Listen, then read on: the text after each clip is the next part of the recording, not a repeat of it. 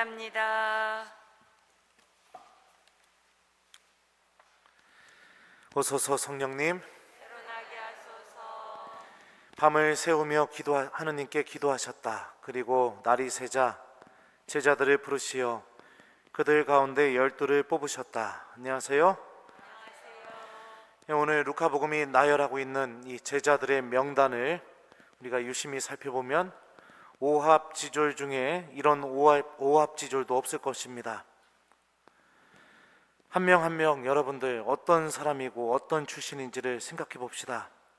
글도 모르고 아주 무식했고 또 직업 때문에 죄를 지을 수밖에 없던 어부들, 또 모든 것을 무력으로 해결하려고 했던 그런 열혈당원, 보지 않고 믿음을 절대로 가질 수 없다고 이야기했던 토마스, 또 예수님을 팔아넘길 유다 이스카리ot까지 예수님의 제자 명단은 인간적인 능력이나 율법의 기준으로 보았을 때 이들은 하느님의 구원의 도구로, 또 오늘 복음의 표현을 빌리자면 구원의 기쁜 소식을 전하는 사도로 부르심을 받을 자격이 안 되는 사람들입니다.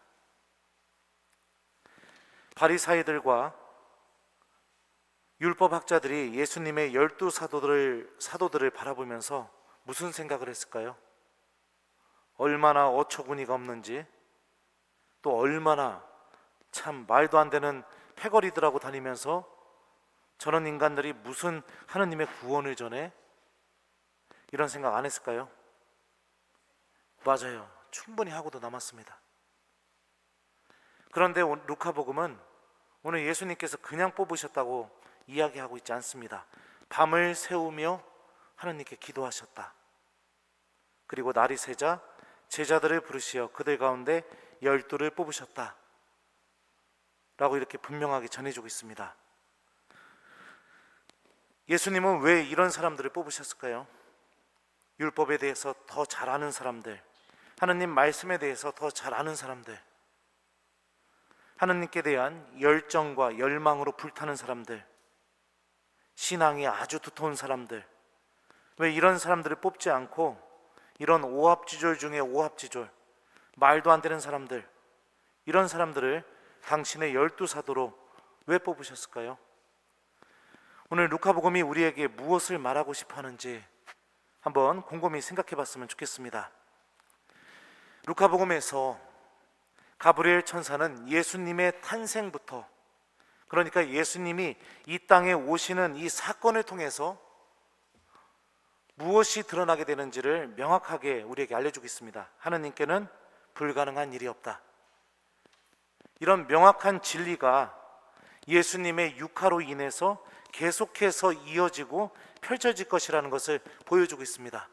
그래서 다른 복음서에 비해서 루카복음의 예수님은 얼마나 자비로우신지, 율법적으로는 도저히 저 사람은 용서받을 수 없다고 여겨지는 그런 사람까지도, 심지어 예수님이 돌아가시는 그 마지막 순간에 예수님 오른쪽에 있는 강도까지도 너는 오늘 정녕 나와 함께 낙원에 있을 것이다 라고 이렇게 말씀하시면서 하느님께는 불가능한 일이 없는 것이 무엇인지, 바로 당신의 자비를 통해서 그런 놀라운 신비가 이루어진다는 것을 다른 복음서에 비해 유독 강조하고 그런 예수님의 모습을 보여주고 있습니다. 주님께는 불가능한 일이 없습니다. 그러니 우리가 믿음을 갖고 살아가는데 정말로 필요한 것은 무엇이냐? 나의 인간적인 결함, 나의 부족함, 나의 나약함, 이런 것들만 바라보면서 주님 저는 안 됩니다, 저는 안 됩니다, 언제나 그러면서 끊임없이 계속해서 그 안에 머무르면서 살아가는 그런 고인물이 되는 것이 신앙생활이 아니라는 것이죠. 우리 모두는 오늘 복음에 나오는 제자들처럼 하나님의 자녀로 부르심을 받은 사람들입니다. 우리들 각자의 삶을 되돌아보면, 성찰해보면, 바라보면 우리들 또한 그 누구도 율법적으로 뛰어나거나 두터운 믿음을 갖고 있거나 남들이 칭송할 정도의 윤리적인 아주 완벽함을 갖고 있거나 하나님께 대한 굳건한 믿음을 갖고 있거나 그런 사람들 거의 없습니다. 오합지졸 중에 오합지졸입니다. 천주교 신자들은. 그리고 천주교 신자들 중에 신부님들은 이런 더 오합지졸 중에 더 오합지졸들입니다.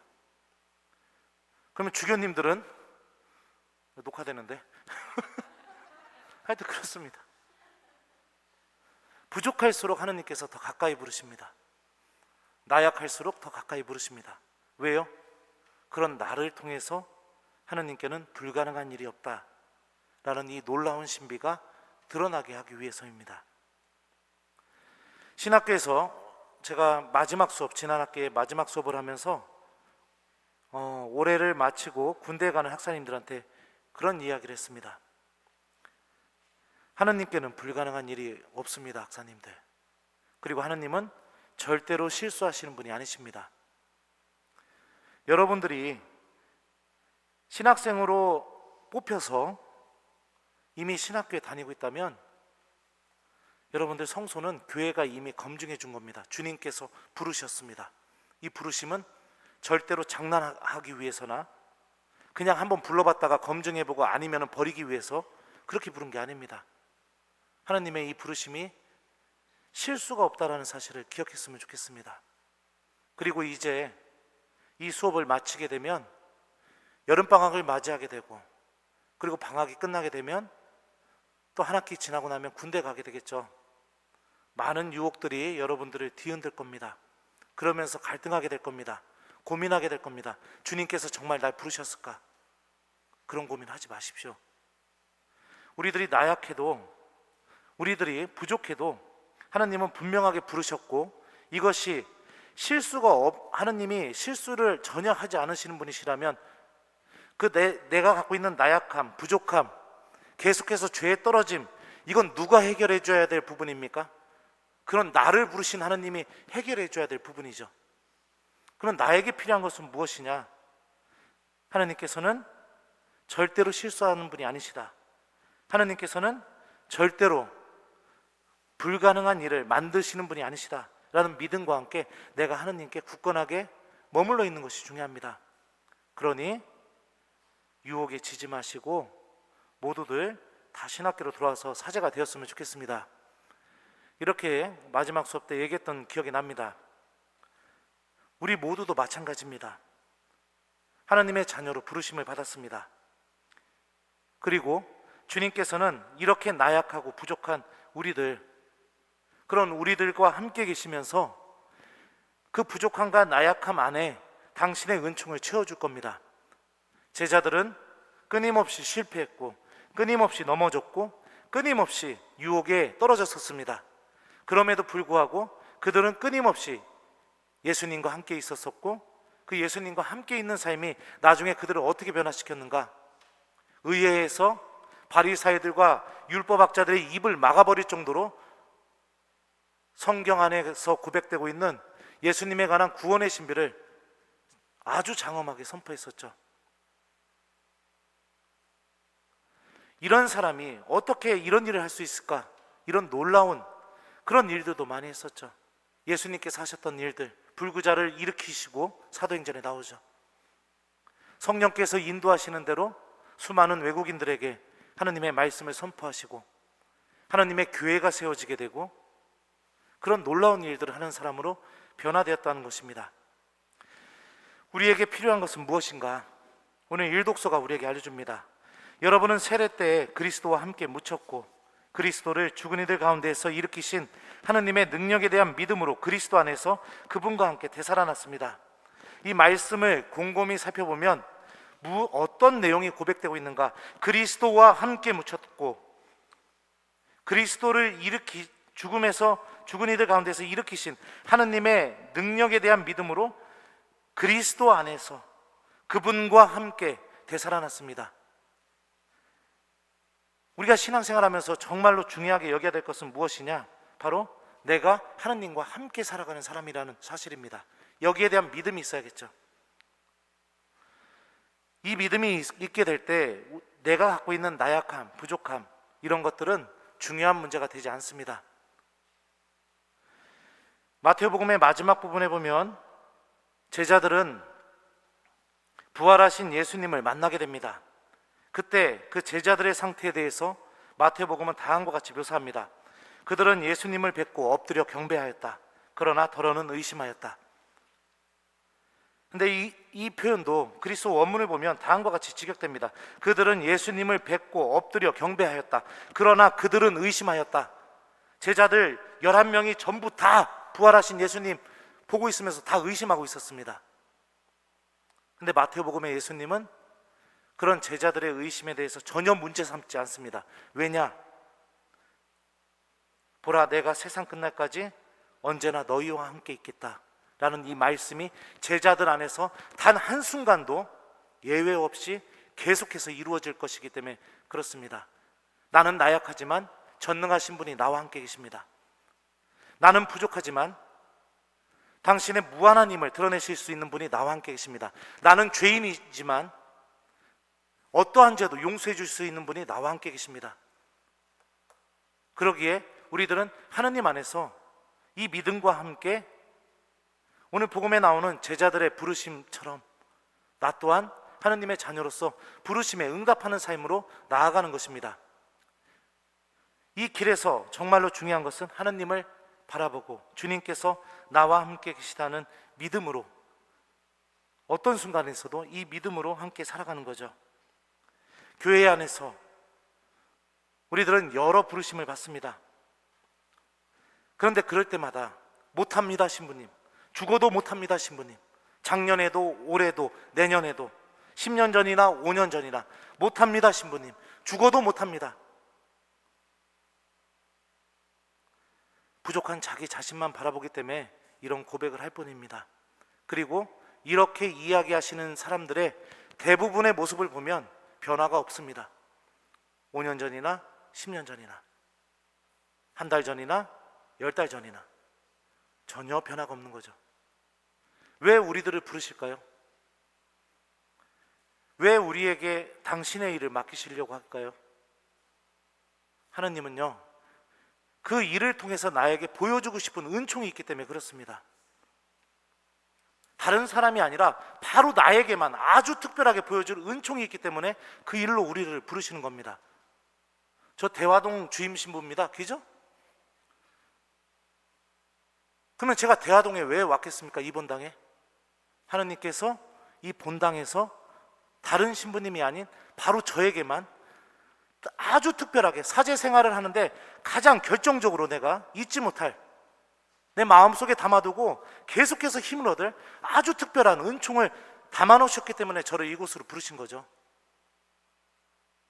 그렇다고 저만 뛰어나다는 게 아닙니다. 모든 신부님들이 부르시면 그렇게 생각하고 응답하는 겁니다.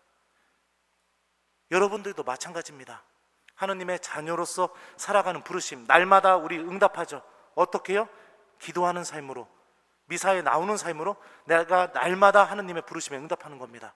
그리고 신앙생활 하다 보면 교회 안에서 내가 또 다른 봉사직으로 부르심을 받죠.